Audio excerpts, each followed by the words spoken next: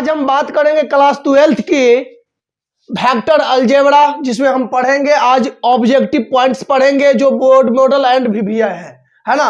तो यह जो 2022 में जो एग्जाम होगी उसके लिए यह बहुत ही इंपॉर्टेंट वीडियो है। इसको ध्यान पूर्वक सुनिएगा और देखिएगा, यहाँ से बहुत कुछ सीखने को मौका मिलेगा और यहाँ से अप्रोक्सीमेटली 10 नंबर तक आपको मिलेगा एग्जाम में। तो अगर आप चैनल पे नए हैं तो पहले सब्सक्राइब कर दीजिए और साथ में बेल आइकन है उसको भी दबा दीजिए। तो चलिए अब शुरू करते हैं ऑब्जेक्टिव पॉइंट्स की ओर। तो सबसे पहला बात वेक्टर में, किसमें? वेक्टर में हम पहले वेक्टर को दिखा देते वेक्टर होता कैसा है। तो मान लेते कोई वेक्टर ए है, मान लेते कोई क्या है, वेक्टर ए है।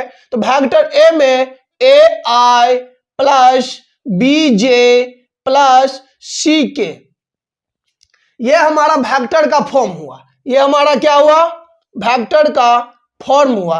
अब इसका मैग्नीट्यूड कोई हमें बोलेगा निकालने के लिए, क्या बोलेगा? मैग्नीट्यूड। तो लिखेंगे रूट अंडर, क्या लिखेंगे?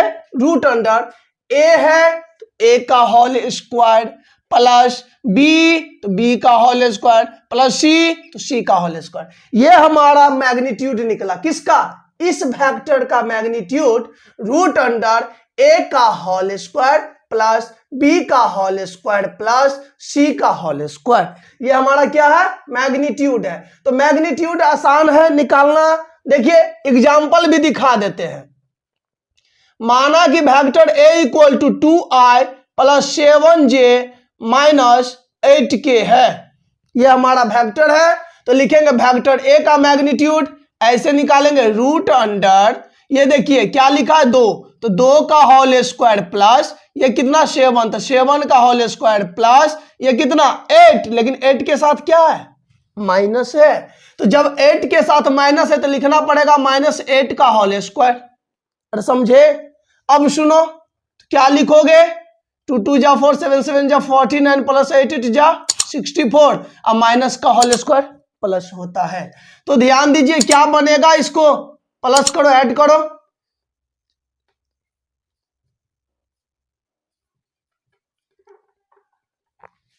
रूट अंडर कितना आया? 117, मतलब 117 आया। किसका? Magnitude of vector A. Magnitude of vector ए, इसका जो है मैग्नीट्यूड कितना आया? रूट अंडर 117 आया। ध्यान दीजिए, आप इसको आसानी से किसी भी वेक्टर का मैग्नीट्यूड आसानी से निकाल सकते हैं। अब देखिए नंबर दूसरी बात, नंबर 2 इतना इंपॉर्टेंट है, जो देखिए कोई भी वेक्टर का यूनिट वेक्टर निकालना हो, ये ऑब्जेक्टिव में पूछता है। यूनिट वेक्टर क्या पूछता है? Unit vector. यूनिट वेक्टर कैसे निकालोगे? तो जो दिया गया वेक्टर होता है उसी वेक्टर में उसके मैग्नीट्यूड से भाग दे देने पर उसका यूनिट वेक्टर निकल जाता है। नहीं समझे? देखिए मान लेते हैं कोई वेक्टर ए दिया हुआ है, तो उसी वेक्टर में उसके मैग्नीट्यूड से हम भाग दे देंगे तो वह हमारा यूनिट वेक्टर कहलाएगा। कहिएगा सर एग्जाम्पल, एग्जाम्पल देख लीजिए। अभी ऊपर वाला ले लेते हैं। वेक्टर ए दिया हुआ है 2i plus 7j minus 8k, अरे है ना। अब सुनिए, इसका मैग्नीट्यूड अभी हम सिखाए हैं, कितना आया है देख लीजिए, रूट अंडर 117, अरे है ना। अब देखिए तो यूनिट वेक्टर निकालना है, तो क्या यूनिट वेक्टर किसका? ए का। तो लिखेंगे यूनिट वेक्टर को लिखा जाता है ए कैप से। क्या चीज से लिखा जाता है? ए कैप से। तो इसकी जो फॉर्मूला है क्या है? Vector A upon magnitude of vector ए। इसका फॉर्मूला क्या है? Vector A upon magnitude of vector A होता है। तो अब देखिए सर वेक्टर ए की वैल्यू कितनी है? तो 2i प्लस इसका वैल्यू 7j माइनस 8k, मैंने लिख दिया बच्चे। Magnitude of vector A, magnitude of vector ए कितना है? रूट अंडर 117, रूट अंडर 117 है। तो मैं इसको क्या करूंगा, ऐसे मत छोड़ा जाता यूनिट वेक्टर में। यूनिट वेक्टर में हर एक स्टेप को अलग करके लिखेंगे, आई वाले को अलग से, जे वाले को अलग से, के वाले को अलग से। तो लिखेंगे 2 बटे रूट अंडर 117i फिर क्या है +7 बटे √117j माइनस 8/√117 ठीक है, ध्यान दीजिए। तो ये हमारा क्या हुआ यूनिट वेक्टर, ये हमारा क्या हुआ यूनिट वेक्टर हुआ, यही हमारी आंसर हो जाएगी। तो ऑब्जेक्टिव में यूनिट वेक्टर भी पूछता है, मैग्नीट्यूड भी पूछता है, ये दोनों बहुत इंपॉर्टेंट है। यहां से इस दोनों में से एक नंबर आपका फिक्स हो गया। चलिए बात आगे की ओर बढ़ाते हैं। कंपोनेंट ऑफ वेक्टर्स नंबर कितना होगा 3। देखिए कंपोनेंट्स ऑफ वेक्टर, वेक्टर के कंपोनेंट कौन कौन होते हैं, ध्यान दीजिए यह 3D ग्राफ है।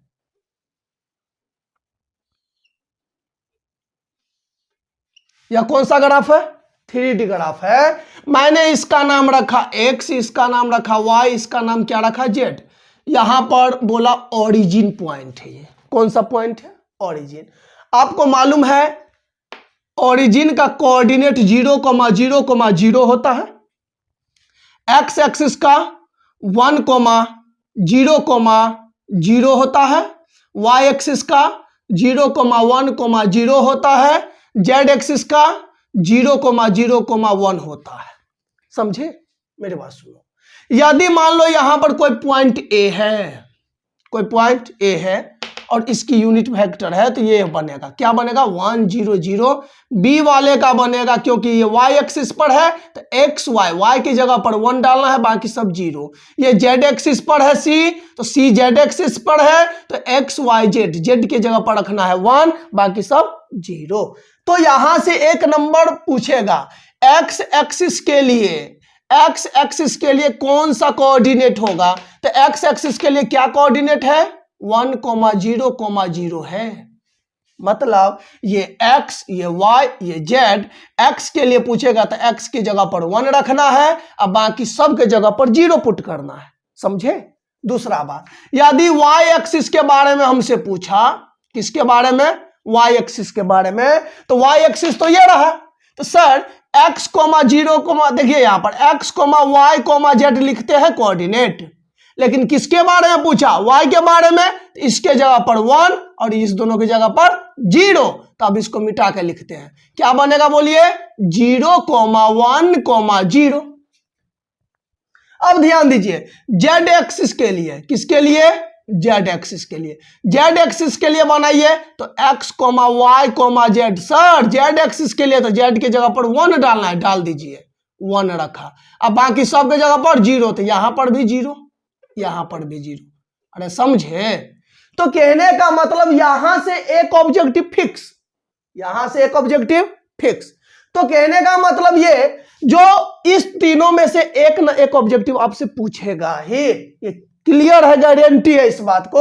तो इस बात को देख लीजिए कितना आसान है, और यहां से एक ऑब्जेक्टिव फिक्स हो गया। समझे। अब देखिए नंबर 4, ध्यान देते रहिए, बहुत ही आसान है, और जो चैनल पे नए वो सब्सक्राइब कर लीजिए, है ना।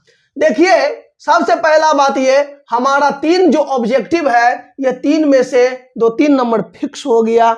अब बात आगे की ओर करते हैं, पॉइंट आगे की ओर। देखिए जब हम आगे बात करेंगे तो उसमें क्या होगा है, आपको याद होना चाहिए डॉट प्रोडक्ट। क्या याद होना चाहिए, डॉट प्रोडक्ट, डी है ना, ध्यान दीजिए। डॉट प्रोडक्ट की बात जब हम करेंगे, आपको मालूम होना चाहिए प्रोडक्ट जो है, वेक्टर की जो प्रोडक्ट होती है, बता देते हैं यहां पर 2 प्रकार के होते हैं। वेक्टर का जो प्रोडक्ट होता है, product of vector, product of vector. ध्यान दीजिए प्रोडक्ट ऑफ वेक्टर जो होता है वो 2 प्रकार के होते हैं। कितने प्रकार के, 2। यहां पर पहला का नाम है डॉट प्रोडक्ट, क्या नाम है डॉट, और दूसरा का नाम है क्रॉस प्रोडक्ट, क्रॉस प्रोडक्ट, है ना। ध्यान दीजिए डॉट प्रोडक्ट और दूसरा का क्या नाम, क्रॉस प्रोडक्ट। ये जो डॉट प्रोडक्ट होते हैं, इसका सिंबल होता है डॉट, ये पॉइंट, इसका सिंबल ये है पॉइंट, लेकिन क्रॉस वाला का होता है ये क्रॉस। फर्क है, ये डॉट ये क्रॉस। लेकिन दोनों है ना प्रोडक्ट है, मतलब गुना है। तो ध्यान दीजिए, इसमें से हम अभी पढ़ेंगे डॉट प्रोडक्ट के बारे में। किसके बारे में बात करेंगे? डॉट प्रोडक्ट के बारे में। ध्यान दीजिए, डॉट प्रोडक्ट का जो फॉर्मूला होता है, मान लेते हैं vector A and vector B are two non zero vector. Vector A और वेक्टर बी जो है दो नॉन जीरो वेक्टर है, मतलब ये दोनों जीरो वेक्टर नहीं है। तो जब ये दोनों जीरो वेक्टर ना हो तो vector A dot vector B equal to क्या होगा? Vector A dot vector B equal to क्या होगा? तो इसका फॉर्मूला होता वेक्टर ए की मैग्नीट्यूड इनटू वेक्टर बी का मैग्नीट्यूड डॉट कॉस थीटा। याद रखिएगा फॉर्मूला क्या? Vector A dot vector B equal to magnitude of vector A dot magnitude of vector B dot cos theta. ये इसका formula होता है। सबसे पहली बात ध्यान दीजिए, बहुत खतरनाक है। नंबर दूसरा, सोचो यदि थीटा का मान 0 हो, सोचो theta equal to 0 degree, theta का मान कितना हो? 0, तो कॉस 0 डिग्री की वैल्यू कितनी? 1। कॉस 0 डिग्री की वैल्यू कितनी? 1। तो जब 1 होगा तो लिख सकते हैं vector A dot vector B equal to magnitude of vector A dot magnitude of vector B. इसकी वैल्यू 1, इतना 1 जा इतना। समझे? किस कंडीशन में? जब थीटा इक्वल टू कितना डिग्री हो? 0 डिग्री। कहिएगा सर 0 डिग्री पर ऐसा हो सकता है? एकदम होगा। अब देखिए नंबर तीसरा बात, पॉइंट को ध्यान से सीखिए। कहिएगा सर ऐसा भी तो हो सकता है थीटा इक्वल टू 90 डिग्री। हाँ एकदम हो सकता है। जब वेक्टर ए और वेक्टर बी एक दूसरे पर क्या हो? एक दूसरे के परपेंडिकुलर हो, तो क्या होता है? तो यहां पर रखना पड़ेगा 90 डिग्री और cos 90 की वैल्यू क्या होती है? 0। तो cos 90 की वैल्यू 0, तो ये 0, तो ये सारे टर्म्स क्या होंगे? 0। तो ये सब सारे टर्म्स 0, तो क्या होगा? Vector A dot vector B equal to 0। Vector A dot vector B equal to 0 कब? जब थीटा इक्वल टू 90 डिग्री हो तब। अब ध्यान दीजिए sir, theta equal to 90 degree, इसको तो बोलते हैं परपेंडिकुलर। क्या बोलते हैं? परपेंडिकुलर। अर्थात इसी में लिख सकते हैं vector A perpendicular vector B. चाहे vector A perpendicular vector B बोले तब पर भी vector A dot vector B equal to 0। अगर थीटा इक्वल टू 90 डिग्री बोले तब पर भी vector A dot vector B equal to 0। दोनों कंडीशन तो सेम है, क्योंकि परपेंडिकुलर बोले तो 90 डिग्री, परपेंडिकुलर बोले तो 90 डिग्री। इसीलिए vector A dot vector B equal to 0 होता है। अब कहिएगा सर एक कंडीशन तो और है, एक पॉइंट और सिखा रहे हैं। ध्यान दीजिए, vector A dot vector B equal to क्या होगा? जब थीटा इक्वल टू पाई हो। थीटा इक्वल टू पाई हो। ध्यान दीजिए, vector A dot vector B equal to क्या होगा? जब थीटा इक्वल टू क्या हो? पाई हो। तब क्या होता है? देखिए कॉस 180 डिग्री की जो वैल्यू होती है, कॉस 180 डिग्री की जो वैल्यू होती है वो -1 होता है। तो जब -1 होगा तो यहां पर -1 रखिए, तो इतना इंटू -1 मतलब माइनस आगे वेक्टर ए की मैग्नीट्यूड डॉट वेक्टर बी की मैग्नीट्यूड। समझ में आ रही है बात? अब सुनो point number 5। In special case है ना, क्या जब आपको vector A dot vector B भी दिया रहे, जब वेक्टर ए का मैग्नीट्यूड भी दिया रहे, वेक्टर बी का मैग्नीट्यूड दिया रहे, तभी आपसे एंगल पूछ दे। क्या पूछ दे? एंगल। तो एंगल पूछा जाए तो क्या लिखोगे आप? Cos theta equal to, sir ये दोनों गुना में था, इस साइड आया तो भागा में, अर्थात vector A dot vector B upon magnitude of vector A dot magnitude of vector B. मैंने पूछा एंगल, सो इसीलिए थीटा इक्वल टू, जब यह कॉस दूसरी साइड जाता है तो इनवर्स लगा लेता है vector A dot vector B upon magnitude of vector A dot magnitude of vector B. यह फॉर्मूला लगेगा, समझे? यह स्पेशल केस में होता है, कभी कभी ऐसा होता है। तो इतना नोट किया जाए। तो अभी तक हमने 4 ऑब्जेक्टिव में 5 ऑब्जेक्टिव पढ़ा, चौथे ऑब्जेक्टिव में 5 पॉइंट्स। तो अब बात करेंगे पांचवा। कितना? पांचवा। ध्यान दीजिए, ये पांचवा इतना इंपॉर्टेंट है, यहां से 2 नंबर फिक्स। क्लियर सी बात है। तो ध्यान दीजिए, यदि आपसे कोई पूछेगा वेक्टर आई डॉट वेक्टर आई, ध्यान दीजिए, वेक्टर आई डॉट वेक्टर आई की जब बात कोई करे तो इसका वैल्यू 1 होगा, इसका वैल्यू 1 होगा। क्यों? तो देखिए, याद कीजिए, vector A dot vector B equal to magnitude of vector A dot magnitude of vector B into का कॉस थीटा। चेक कर लो, पॉइंट है ना। तो अब सुनो, तो vector I dot vector I पूछा हमसे, तो आई की यूनिट क्या? मैग्नीट्यूड डॉट, फिर आई का क्या? मैग्नीट्यूड डॉट कॉस आई पर आई हो, आई पर आई हो तो कितना डिग्री? 0 डिग्री। अच्छा, इसकी यूनिट वेक्टर 1। अच्छा, इसका मैग्नीट्यूड 1 हो जाएगा, इसका भी 1 हो जाएगा, इसका क्या होगा? cos 0 का 1, तो 1 इंटू 1 इंटू 1 तो 1 होगा ना, इसलिए 1। तो 2 कॉपी फॉर्मूला, ये पॉइंट नंबर 1। पॉइंट नंबर 2, यदि वेक्टर जे है ना, जे डॉट जे पूछे तब पर भी कितना होगा? 1।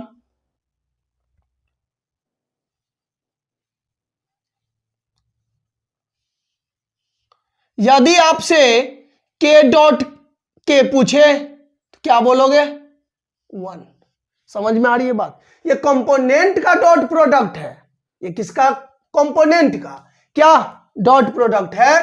तो जब सेम सेम का डॉट प्रोडक्ट निकालना हो तो उसकी वैल्यू 1 होती है। सेम सेम का डॉट प्रोडक्ट 1 होता है। नंबर 6, जब सेम सेम ना हो, आई डॉट जे हो, आई डॉट जे हो, तो क्या ये अलग अलग दिख रहे हैं? आई डॉट जे है, तो आई डॉट जे है तो इसकी वैल्यू 0 होगी। आई डॉट जे में इसकी वैल्यू 0। दूसरी बात, तो जे डॉट के क्या होगा? 0। अच्छा सर जी, के डॉट आई, के डॉट क्या होगा? आई इक्वल टू 0 हो जाएगा। बात समझे क्या? आई डॉट जे रहे तब पर भी 0, जे डॉट के रहे तब पर भी 0, के डॉट आई रहे तब पर भी 0। कहिएगा सर, यदि इसी को उलट पुलट दे, इसी को क्या करे? उलट पुलट दे, जैसे जे डॉट आई लिखा तो इसकी वैल्यू क्या होगी? के डॉट जे होगा तो इसकी वैल्यू क्या होगी? आई डॉट के होगा तो इसकी वैल्यू क्या होगी? डॉट प्रोडक्ट एक स्पेशल रूल दिखाता है, कहता है vector A dot vector B equal to vector B dot vector A. कहने का मतलब हम उल्टा सीधा गुना होंगे डॉट प्रोडक्ट में, हमारी वैल्यू सेम रहेगी। मतलब vector A dot vector B equal to vector B dot vector A. इतना बराबर इतना, मतलब एक बार सीधा को गुना करेंगे डॉट प्रोडक्ट में, एक बार उल्टा को डॉट प्रोडक्ट में गुना करेंगे तो उसकी वैल्यू क्या हो जाएगी? सेम हो जाएगी। ठीक उसी प्रकार से ये अभी सीधा है, जब इसको हम पलट दिए तब पर भी तो इसकी वैल्यू सेम रहेगी ना, समझे? यहां भी क्या होगा? 0। यहां भी क्या होगा? 0। तो कभी भी कंफ्यूज मत होइएगा, डॉट प्रोडक्ट में यदि सेम सेम रहे तो उसकी वैल्यू 1 होती है, अलग अलग रहे उसकी वैल्यू 0 होती है। लेकिन उलट पुलट देता तब पर भी उतना ही होगा सर, क्योंकि अभी तो आपने बताया है I dot J equal to 0, तो J dot I equal to भी 0। बात समझ में आ रही है? तो देखो नंबर कितना होगा? 7। याद रखिएगा। तो इसको भी पॉइंट बनाइए देते हैं, vector A dot vector B equal to vector B dot vector A होता है। नंबर कितना? 8। डिस्ट्रीब्यूटिव लॉ को पालन करता है। जैसे vector A dot vector B plus vector C हो तो इसको क्या करेगा, डॉट प्रोडक्ट में ऐसे लेगा vector A dot vector B plus vector A dot vector C. ध्यान रखिएगा ये ऐसे में भी क्या होते हैं, इक्वल टू होते हैं, तो इसे बोलते हैं कम्यूटेटिव लॉ और इसे बोलते हैं डिस्ट्रीब्यूटिव लॉ। समझे, कोई दिक्कत? तो ये सारे ऑब्जेक्टिव इधर से थे। अब बात करेंगे क्या, तो पॉइंट नंबर ये 8 है, पॉइंट नंबर 9 ध्यान दीजिए। अब बात करेंगे हम सेक्शन फॉर्मूला का।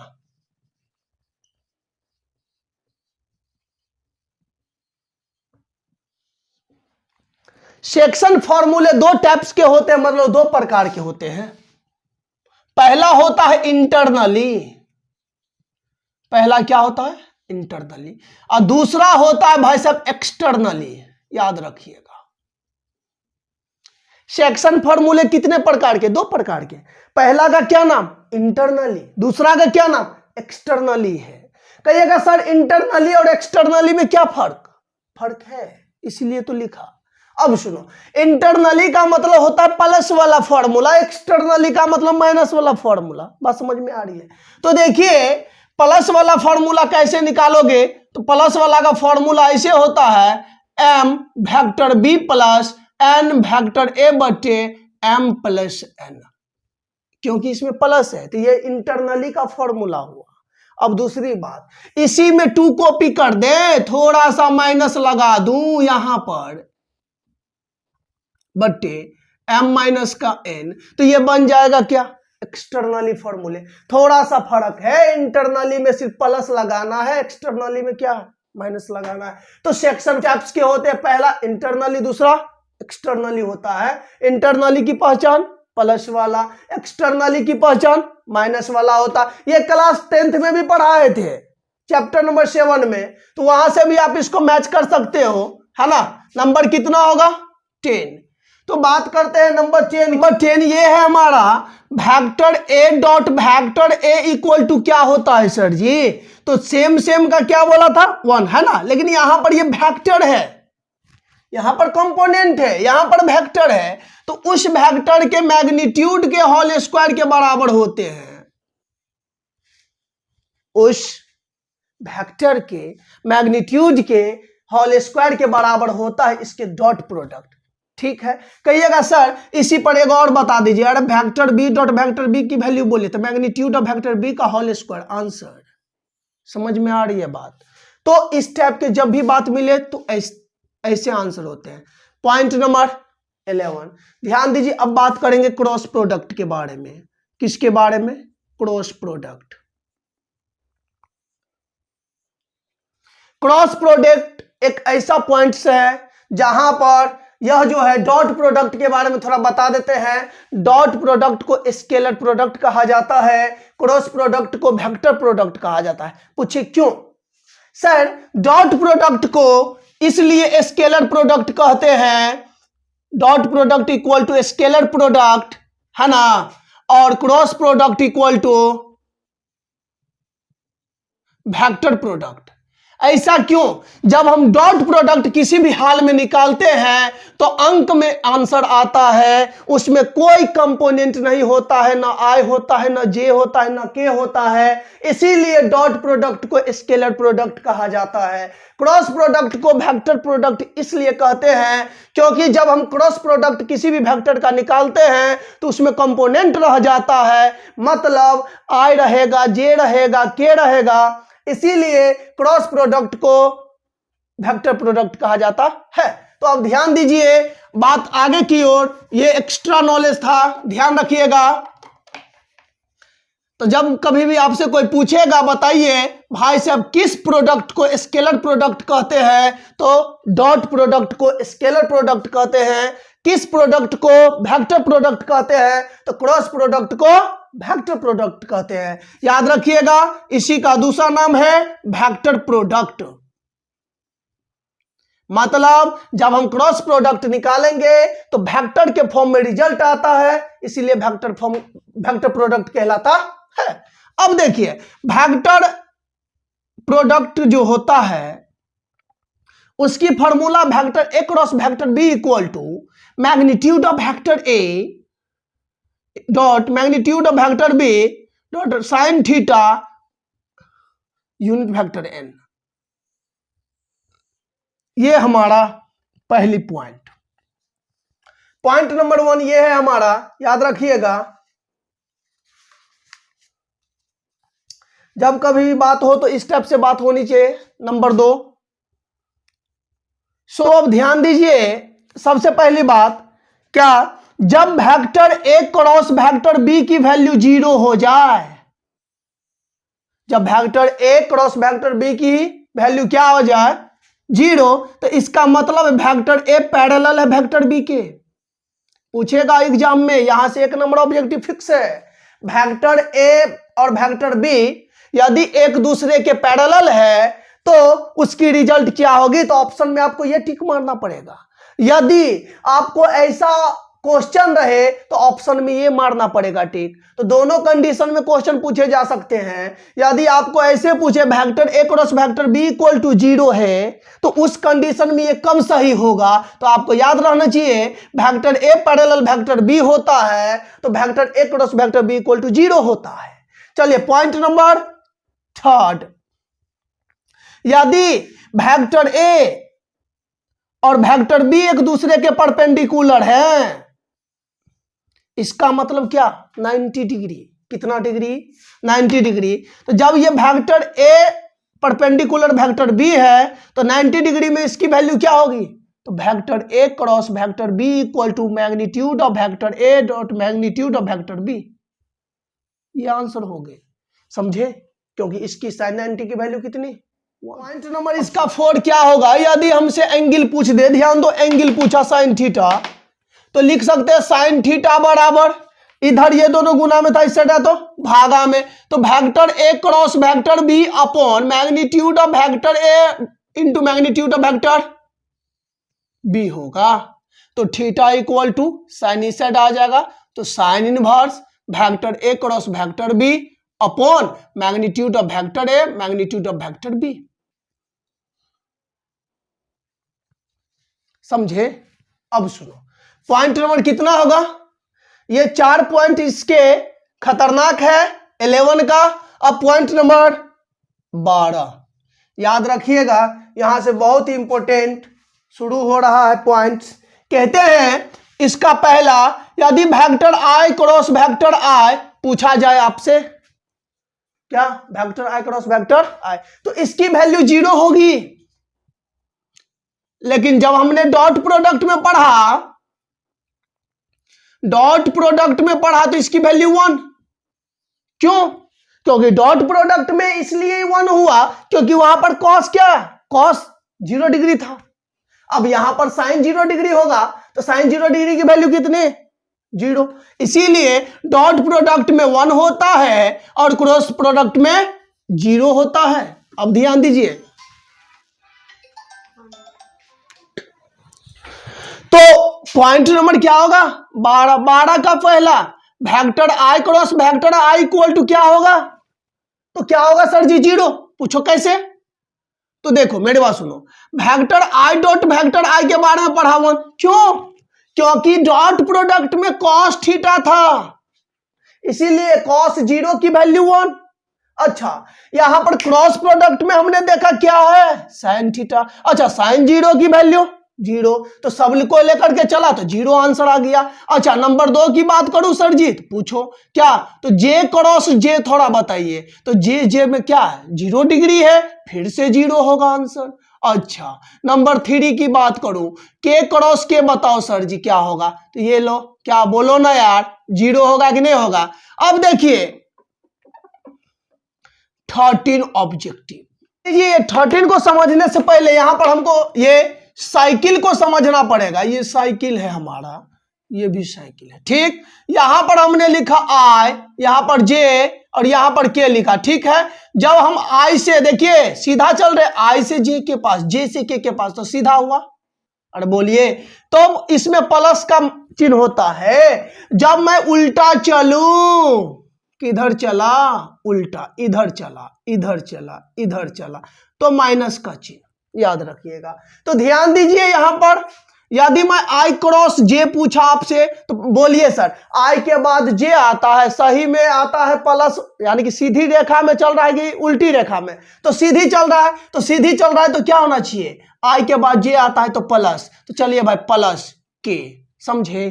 तो यानी कि प्लस लिखो या ना लिखो बात बरोबर चाहिए, इसीलिए मैं इसको इतना पे छोड़ दे, है ना।